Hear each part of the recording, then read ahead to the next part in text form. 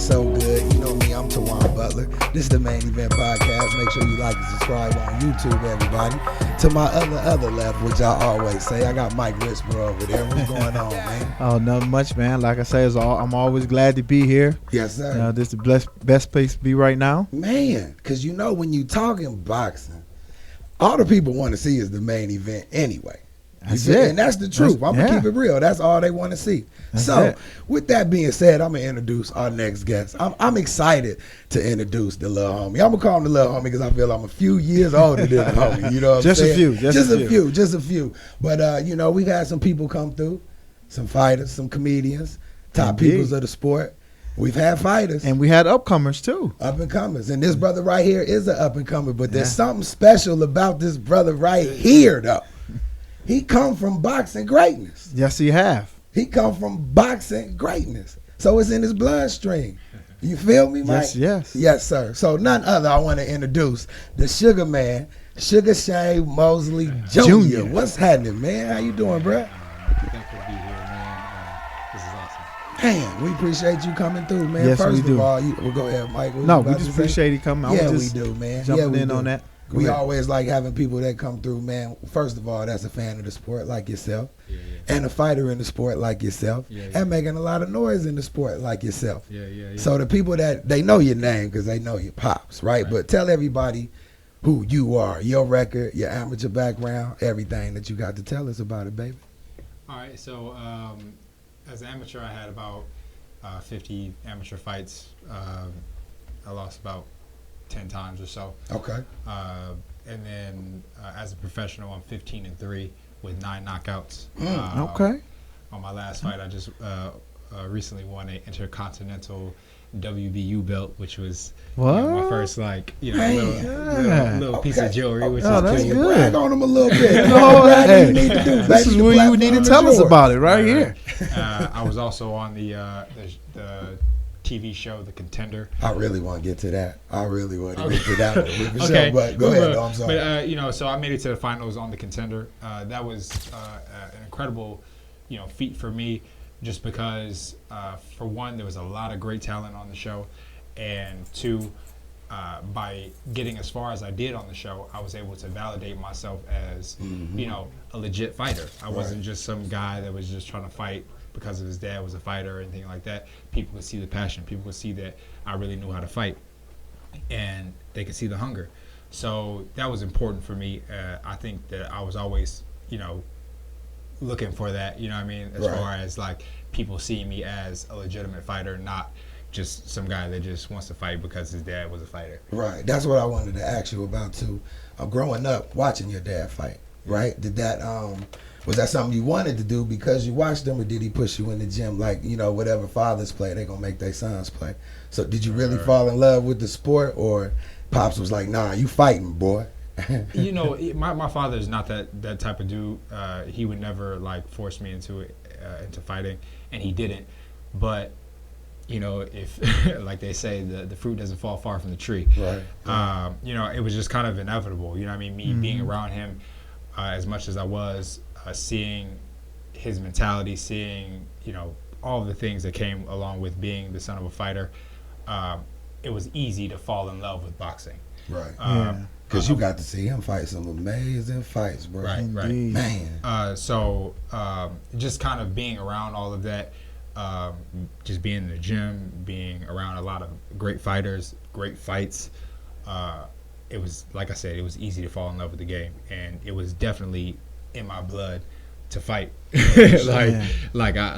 I'm a fighter through and through. You know what I mean? Like, yeah. You showed it too, man. You showed it all through The Contender. I was a fan of the show. Yeah. So yeah, and I do this for me. You know what I mean? Of course, my father is who he is, and he'll always be my father, and he'll always be a legendary fighter.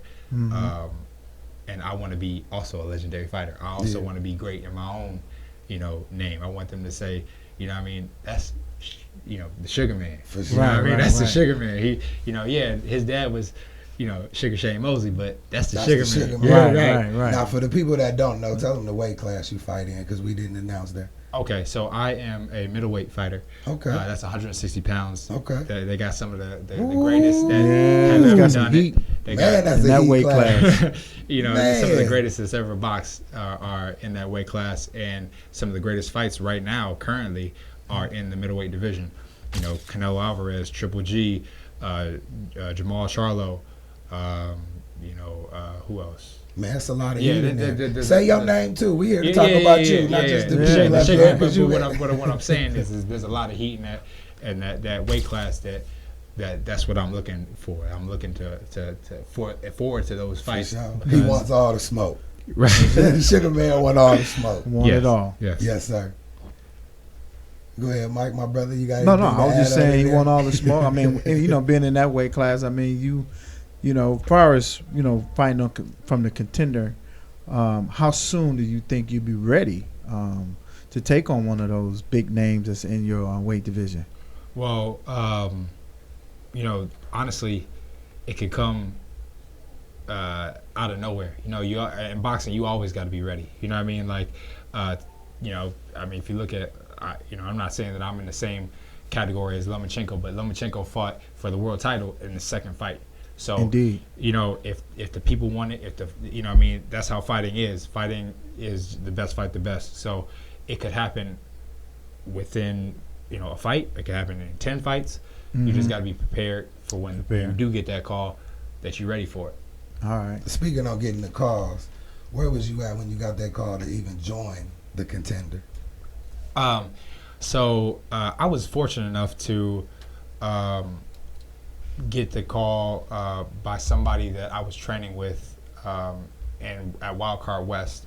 One of the guys that was on the show, he was working on the show, knew me. I knew him before this interaction, but he kind of brought it up to me. He's like, hey, if we brought this show back, would you be interested in kind of, joining the thing? And I was like, yeah. He was like, of course you got to audition and we got to like you and things like that. But did you have to spar and anything for audition? Yeah. Fight before you could join yes, the show? they had to interview us.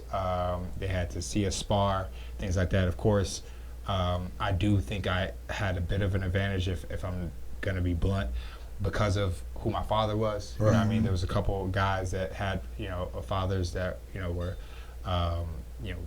world champions and notified. So I think it did help.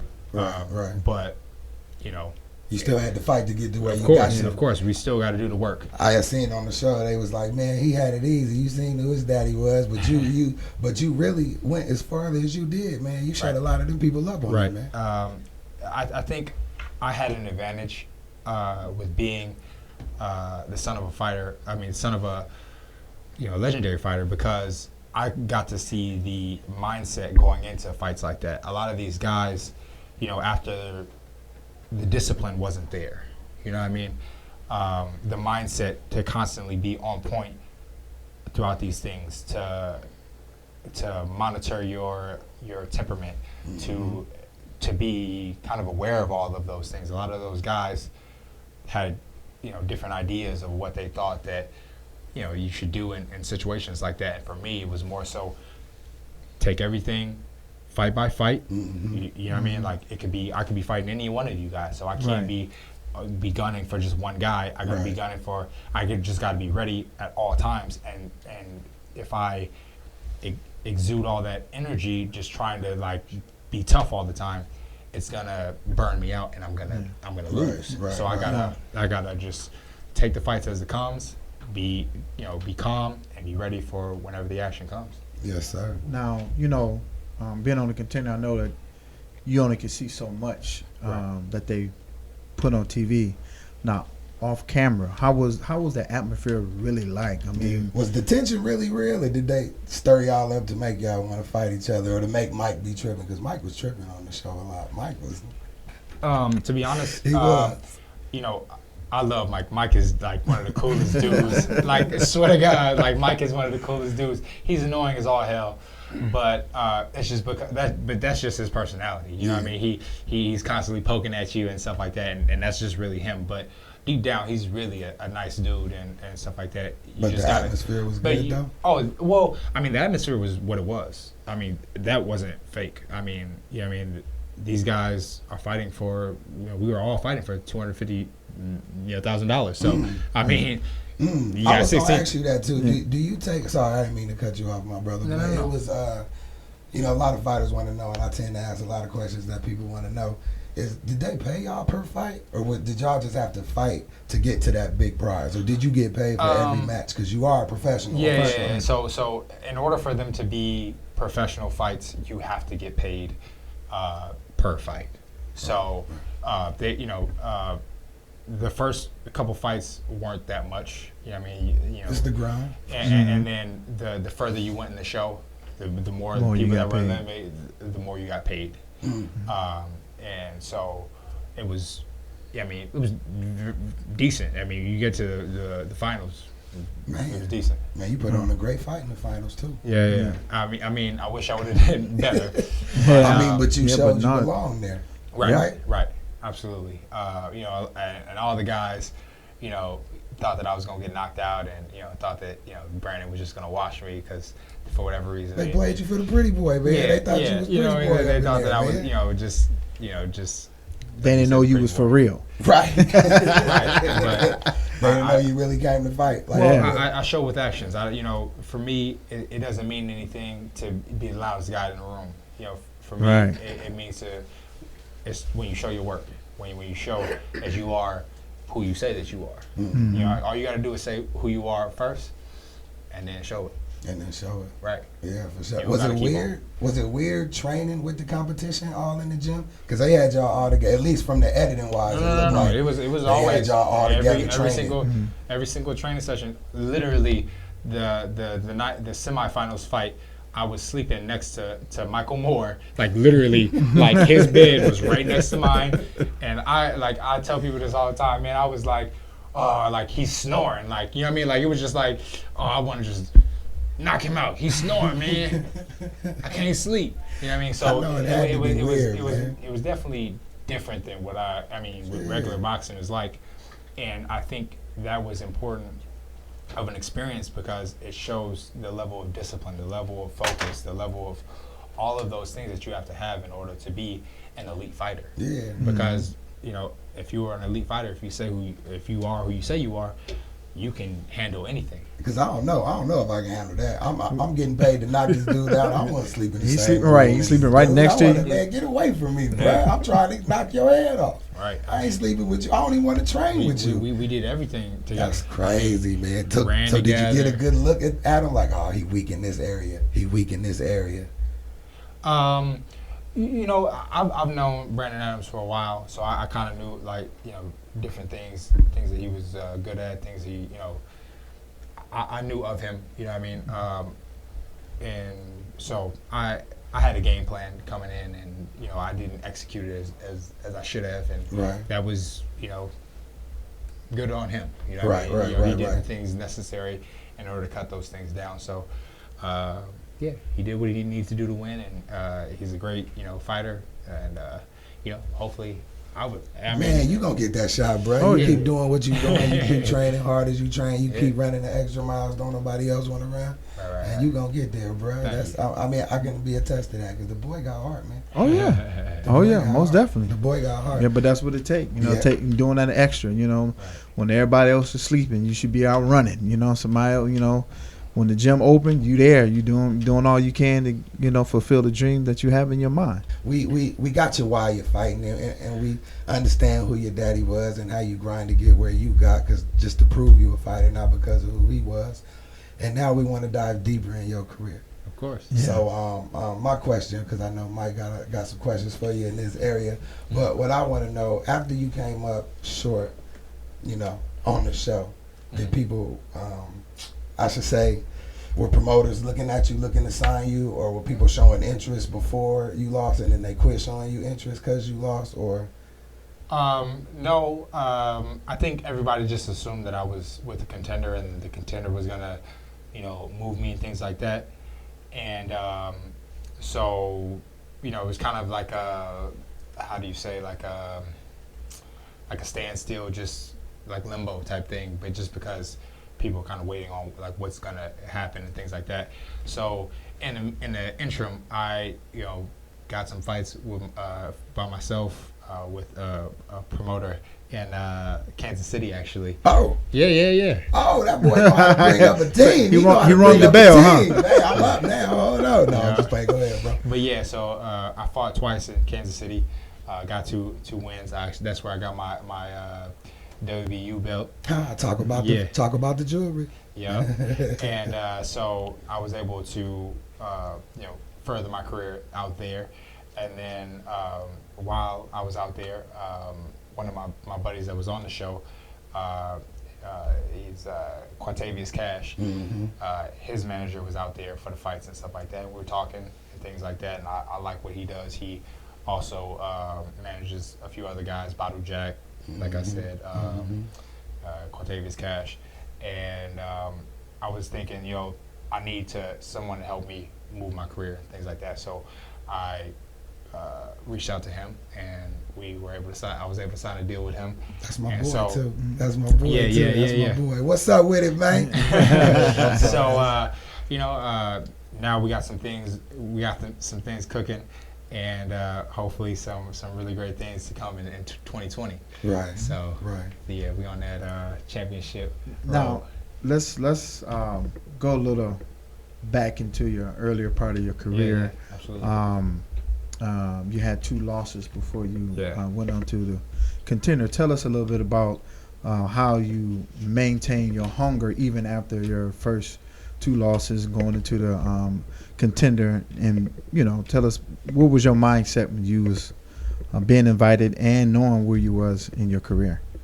Well, like I said, I'm a fighter through and through, and just because you fall down doesn't mean that you quit.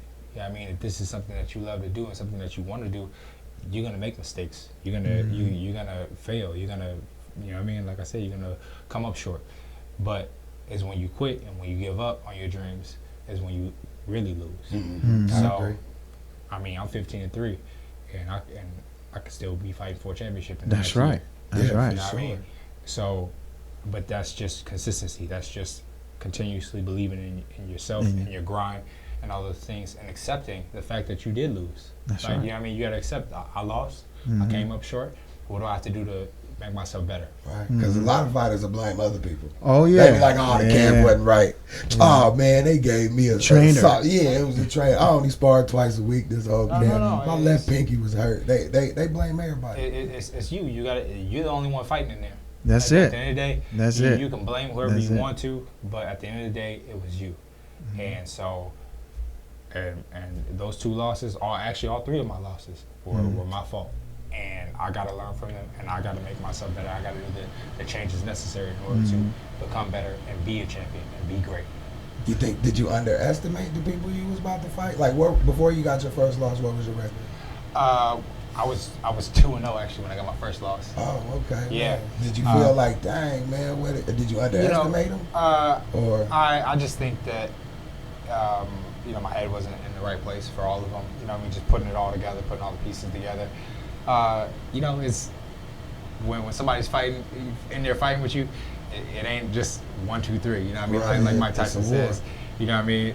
Everybody got a plan until they get hit. Yeah, so, for sure. you know what I mean? I think it was just more so me not putting the pieces together and things like that. But like I said, you know what I mean? You make the changes necessary and you move forward. Right. I'm sorry, Mike, go ahead. Now I know that, you're making your own name. I know your dad is a legend in the sport. And later down the road, do you ever foresee you and your dad hooking up? Maybe a trainer, son, father training you, or somewhere down the line, maybe a promote. I know he's in the promotion company, so I think that's something that we'll just when the time comes, we'll cross that road when we get there. When you get there. But as of right now, like I said, I'm building my own legacy. I'm building my own record. I'm building my own career, and there's a certain part of that I don't want to cloud me with having him there. Now I love him being and supporting me and things like that, but I don't want people to say that, oh, you only won because your dad was Because your dad there, there, yeah. or you only, they favor you because of this. Right. I want to be able to have my own, because I'm my own man. Yeah. You know what I mean? Like, I'm 28 years old, I'm my own man. I understand. I got to create my own legacy and my own life and my own career. And that's what I'm doing, and I plan on doing. But when that road, if something later on down the line comes up and we can discuss something that makes sense, absolutely. That's dope, man. Yeah, that would be dope to see you working with your dad. Yeah, though, it would. For real, well, I mean, I started my career with my dad. I started my career with him promoting my fights and him being my trainer. So, what I mean? Like, I've done that, and I think a lot of times that made people expect certain things from me. You know what I mean? They expect me to be him. Right. They expect me to jump down and be him, and I'm not him. Exactly. You know what I mean? I'm Shane Mosley Jr. Right. The Sugar Man. That's right. The Sugar Man. For sure, man. That's but, it. I mean, going back, man, I want to go back to the Contender a little bit because even though we talked about it already, I still want to know, because there's a lot of up-and-coming fighters that look up to you, have watched the Contender. They want to be in that position. Yeah. What type of advice would you give these young fighters, knowing what you know now, if you could go back and fix the wrong turns you took? I would say in the Contender, if you're going on to the Contender, I would say stay focused. Don't get too caught up in all of the bull, the BS, and really, really have a goal in mind. Don't get caught up in all the other guys, because at the end of the day, they're all against you. Right. Mm-hmm. Yeah, they can be friendly or friends and things like that on the outside or after you fight, but you have to know how to disconnect those things. Right. And it's very important to know how to disconnect, and that's in any environment. If you are a businessman, or if you're working towards a greater thing, you got friends that aren't on the same path as you, and you got to understand when and how to be friends with them. And then when it's time to disconnect, all right, hey, I got work to do. I got this dream I got to get to. Straight it's not up. that I don't love you. It's not that I don't care about you. It's not that I'm not cool with you. But I got things I got to do. Yeah. And I got this greater goal that I'm focused on. So I'm going to go ahead and talk to y'all later. If y'all mad at that, yeah, peace. Out, you feel Oh, me? yeah. But it's still on the Contender, man, because I love the show. I still got the episodes on my DVR, bro. I ain't gonna lie to you. I still got them. But was Andre Ward really around like that? Yeah, or did he just show up, do his take, make it look like he was mentoring and leave out? Was he really there? Andre was sparring with us. Andre that's was dope. man. That's Andre dope. What was up, there, Dre? talking to us. I didn't get a chance to spar with him. I didn't actually want to spar with him just because I didn't want to show anybody what I was actually doing, what I was capable of. Gotcha. Because if I look a certain way against him, they go, oh, he's real, or oh, he's this. If they sleep, keep them sleep. And You know what I mean? If they sleep, keep them sleep, and I'm going to wake them up when it's time to. Straight up. But that That's goes strategy. back to me saying, like, it's hard to train around everybody that you're going to fight against. Well, you got to know the game and know how to play it. You got to know the game and know how to play it. You know what I mean? You got to know what they think of you and play it towards that. You know what I mean? They all thought I was a pretty boy. They thought I was nice. So guess what I do? I act nice. I act humble. And keep them sleep. Yeah, and keep them sleep. You throw them Keep gloves them sleep. on. You're going to wake them up when you put the gloves on. Right. Them. And they'll see. When it's time to, they'll see. Yeah, for sure. Yeah, but anything you got to add, Mike, on that note? Because we talk about the Contender in the barbershop all the time. That's 7320 South Rainbow, Suite 111. Everybody comes That's right. through, Plug baby. It, plug it. Man, you got to come through, too. I know you Yeah. got a barber, but sometimes you need a step barber. You feel me? We got to do what we got to do. All right. You got to have you come down. Yeah, for sure, man. You got to come down one day, bring your jewelry with you, shine the belt. We got a lot of boxing fans. Oh, yeah, down there, most man. definitely. For sure. We Love love to that. have you, and they all fans of your pops too. So Nice. it all goes hand in hand. Yeah, you know what I'm saying? But did you want to add anything on the Contender, man? I'm Since not we- on the Contender. I mean, I'm good. I'm just following you. You're doing a good job I with it. mean, because the Contender was a great show, man. So Yeah, man. describe that when you did take that L to Brandon, and he went on to do some great things. But when you did get that L, I know you said you was gonna keep your head up, but I know, did you doubt yourself for any minute after that? Like, damn.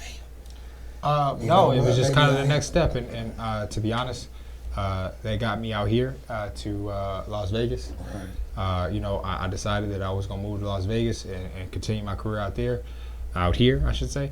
And I think it's been a great move for me. I've got around some good people. I have a great team, you know what I mean? So I'm happy with the decision, and if it weren't for that, I don't know if I would have made the same decision. You know, I don't know if I would have made the same move. So I think that it was, you know what I mean, like a blessing in disguise. Right. You know what I mean? We can't go back, but all we can do is move forward. And Okay. you know what I mean? So, and that's what I did, and I moved forward. Right. Now moving forward, leaping into your career, 15-3, like you said, you still got a shot at a world title Of course. in that weight Yeah. class. Absolutely. It's stacked, and you belong up there because I seen your heart in the fights. Yeah. So going forward, what do you think the steps you need to take to reach that world title? Like how many fights you feel you need? Like I know you in the gym now training and you'll fight whoever because you're a fighter. Right. But do you think you need like maybe 1 or 2 and then go after somebody like a Charlo or a Triple G?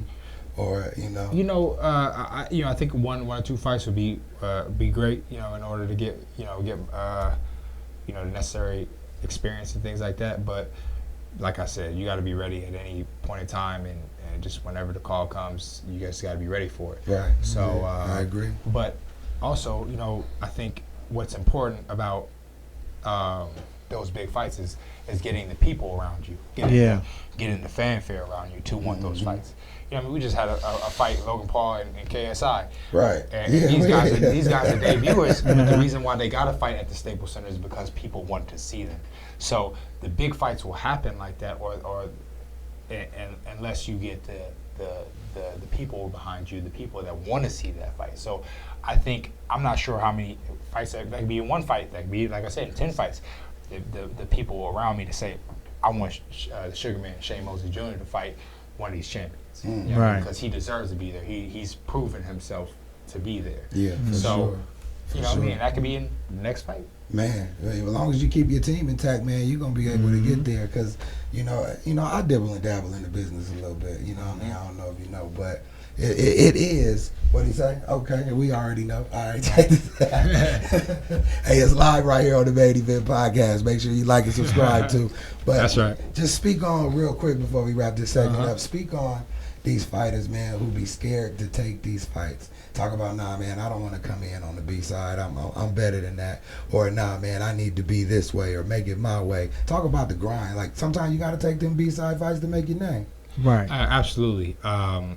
You know, I mean, like, sometimes my second loss was a B-side fight out in Australia. I fought, you know, an Australian Olympian, David Toussaint, and in Australia. You know what I mean? And you know, you need those fights to put you on that stage to try to get that shot, so people could see you and you could show up and show out. Unfortunately, I didn't, you know, show up and show out. I came up short, but you know what I mean? You take those fights to It makes you better. take those risks. Yeah, for sure. Take those risks. If you don't have no risk, there's no reward. Right. Yeah, You know, Well, that's true. here at the Main Event, we call the L's the lessons, not Yeah. necessarily losses. We call Right. them L's the lessons. But yeah, there's a lot of fighters, man, who be playing like I've seen Scared some. or Oh, I ducking. don't want to do this, man. Oh, I ain't doing that, man. They don't care about me. I'm like, man, bro, they ain't got you signed, man. You got to take this opportunity Right.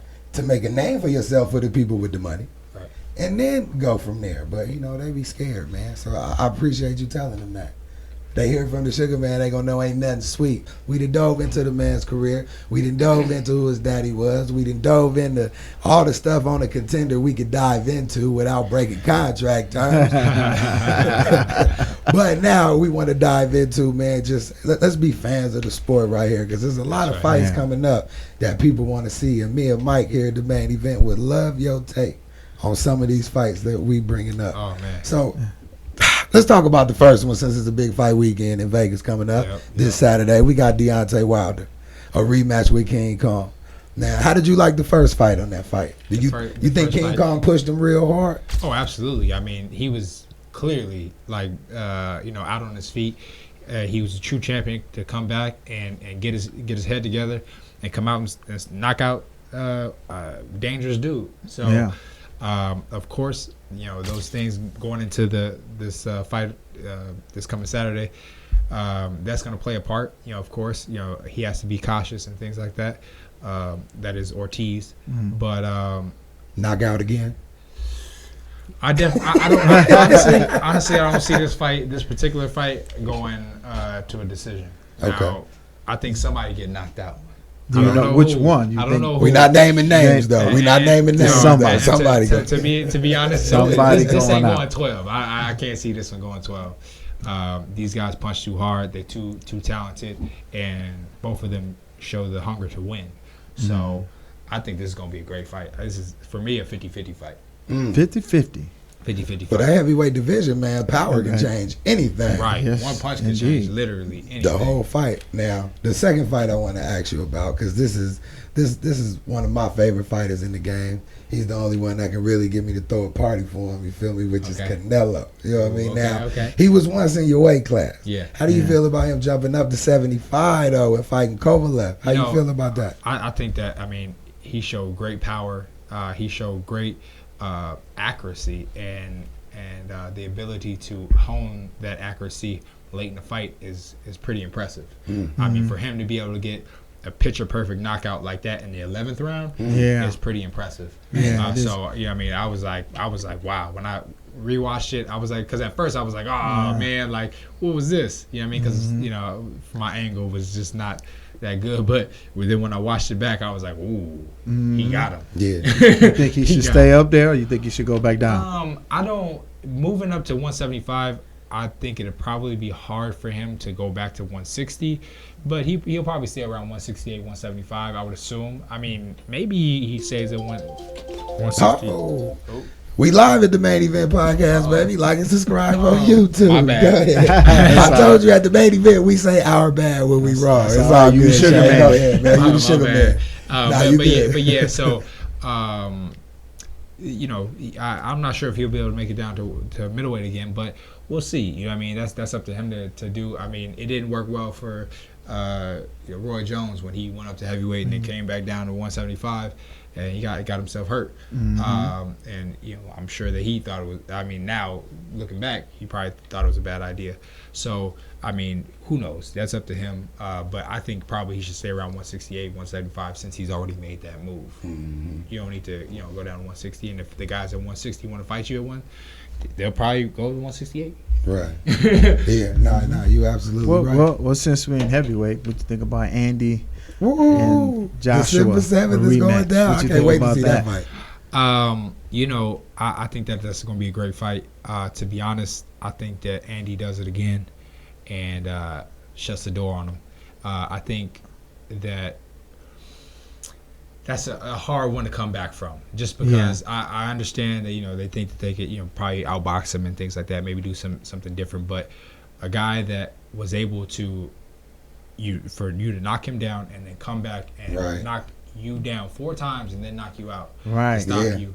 That's a lot on your mind. That's what I said. And why can't he do it again? Right. Because he obviously has the power to do it. Well, what do you think about the semi excuses of he wasn't ready, he didn't train properly, something about them lights, got over here, first fight in America, and Well, remember what I said when I lost my 3 fights?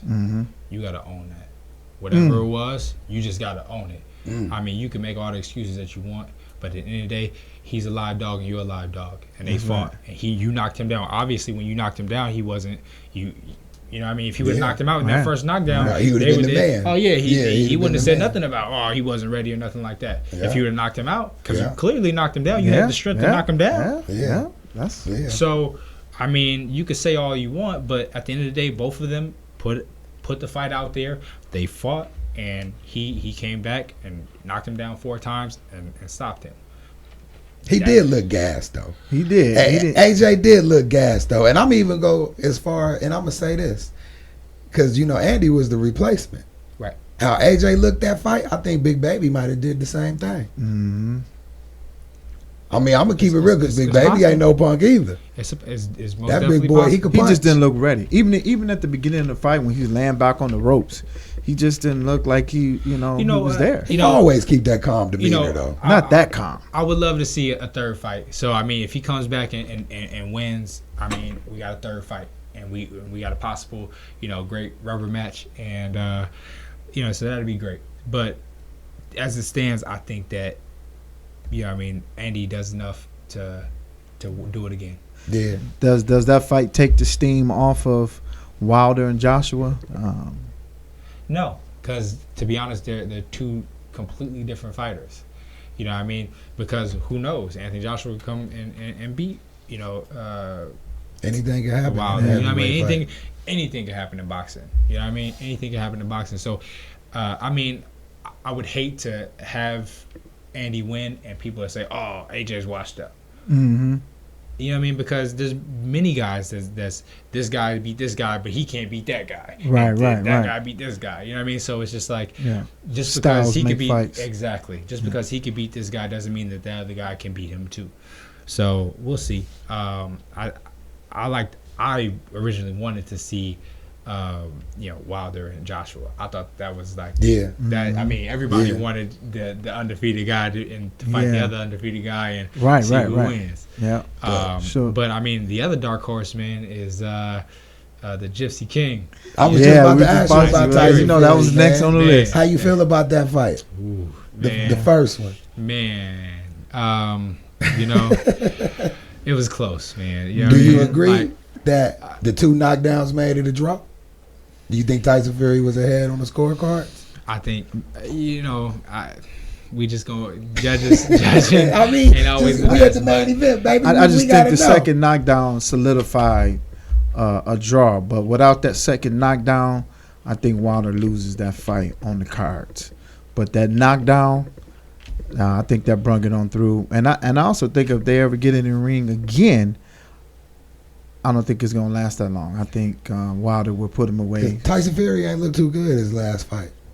I was at the fight. He didn't really. I mean, a cut can change your whole dynamic of fighting. So anything can happen. But to me, that Tyson Fury that fought that guy, even before the cut, it looked like that Tyson Fury should have got knocked out by Deontay Wilder. But if you watch Deontay, he's doing what, he's going back. He's known to be real wild, but he's going back to the basics. He's setting up his punches. He's going to be very, very dangerous for anybody else. Because not only do he got that power, but now he's setting you up, but you don't even know where it's coming. It's going to be real dangerous for whoever get in the ring with him. I mean, to be honest, everybody always talks about how like he's not the prettiest fighter to watch or he's not the most technically sound, but I think that's what makes him great. Yeah. To be honest, that Wilder, that Wilder stuff, makes him a dangerous fighter because you don't know where this stuff is coming from. He wing shots. He turns real nice. He does a lot of unorthodox things that can catch you off guard, and if he lands a big shot like he's known to, he put you out. That's the thing. He got power in that right hand, man. And that's what made it seem like that's all he tried to use to beat Tyson Fury. And I think that's why Tyson Fury was able to look so good in that fight. Because if all I see you swinging is the right hand, I'm a roll and move around too. I just ain't gonna let you hit me. But dynamite though. Yeah, I know. He got dynamite in that right hand. Man, but all it takes is the way Tyson Fury got up, though. I mean, y'all thought for sure. Like, I think he got 11 seconds, though. I think he got 11 seconds to get up. Man. No, it wasn't 11. All right, maybe 10 and a half. He looked dead when he hit the ground. Boom, he looked dead. He got up like the Undertaker, man. He's like, all right, I'm up now. You feel me? I'm up. Let me stand. I was like, man. Who gets up like that? Right. Now that we talking about good fights, I'm sorry, Mike, go ahead. Now we talking about good fights, let's go down to the welterweight division. Okay. I want to know what's your take on that Errol Spence, Shawn Porter fight one. And granted, you seen the first fight. It's a two-part question. So how did you feel about the first one? And who you think had a heads up in the rematch? Shawn Porter who? Errol Spence. He only fought one time, right? I know, but if they rematch. Oh. Okay. You know what? What do you think happened? To be honest, and I was there, and I might be biased because Shawn Porter's my boy. What up, Shawn? Right? I thought he won the first fight. I thought he did enough early to win the fight. Of course, I thought the knockdown did make it a little bit more even, but for the most part, I thought that he did enough to win. I thought he won enough of the early rounds to win the fight. 115, 114, 113. I definitely thought the knockdown made the difference. Me too. Personally. If it would have went to the cards, it would have been a draw. Well, I mean, it did. To me personally. I mean, it did, but it was. I feel like it was supposed to be 114, 113 because I felt, like I said, I felt that he did enough to win the early rounds to pull off a decision. But Shawn looked great. Shawn looked excellent. I mean, Shawn looked better than I've ever seen Shawn fight. I mean, he was. He came to win. He came not to just, just to fight for a payday. He came to win. Yes, he showed did. that, and he showed what it means to be a true champion. He got knocked down, and he came back like right after and fought. Yeah. He fought hard. He got knocked down, and Errol came at him, and he was like, "Come at me, bro. Back. Come on, let's go. Come on, I'm ready." Now, how you think Terrence Crawford do against either one of them? I think Terrence Crawford is very crafty. He's pound for pound one of the best right now for a reason. I think he gives anybody a hard time because of how dynamic he is. He switches. He boxes very well. He's super duper competitive. I think it's a great fight. I would love to see Shawn fight him or Errol Spence. I think they're very competitive fights. Honestly, 50-50 because they're all super duper competitive and all super duper crafty. So you can't really call like how they'll match up. You just want to see those. Me as a boxing fan, I just want to see those matchups. I don't want to say, but to be honest, I think they're very even fights because Shawn and Terrence. I mean, Shawn is gonna press him. Shawn actually is a better boxer than a lot of people give him credit for. So I think he will give a lot of these Terrence problems, and I think if Terrence turns southpaw, can give him problems in areas, and same with Errol. I think they all have different dynamics and skills that can offset one another. And as you can see, Shawn Porter against Errol Spence. Everybody thought that Shawn was just gonna get knocked out. He was gonna run into something and get knocked out, but he showed you the dynamics, the different boxing, the different moving, the pressure, all those things that can give the angles that was able to give Errol problems where he couldn't knock him out. And he even said it himself. This is probably one of the hardest fights I've ever had. It was a dog fight. It was a dog fight. Yeah. That fight, man. I didn't think it was gonna go that way. No. But to me, it looked like Errol did fight more of Shawn's fight. He did. Personally, that's how it looked. Or unless Shawn made him do that. Yeah, but if you saying that, then why didn't Shawn win? Because Errol was better at fighting Shawn's fight. I don't know. I mean, it was a good fight. I thought Earl was going to win completely. I think coming. I got proved wrong. It was the earlier rounds. Porter looked good. Yeah. But them later rounds, Spence came on strong. That knockdown, that settled it. I think they need to do it again. I would love to see Shawn, them do it again. Earl, you heard the Sugar Man. Do it again. Do it again. Everybody want to see it again. I think everybody. So would love to see it what do you think about the rise of Tank Davis?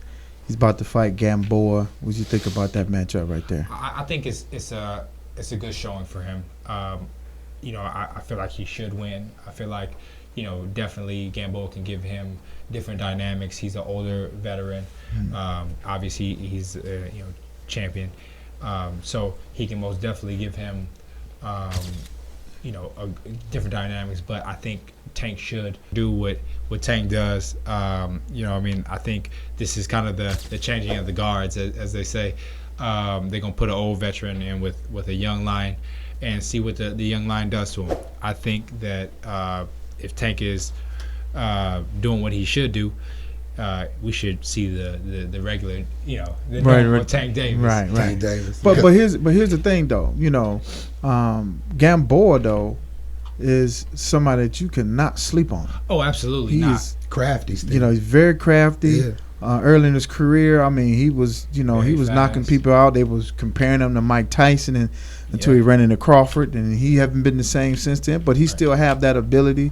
So I think if he come hard, make his mind up, and really want this, he could really come back and give him some problems. I don't think he'll win, but I think he can't be slept on.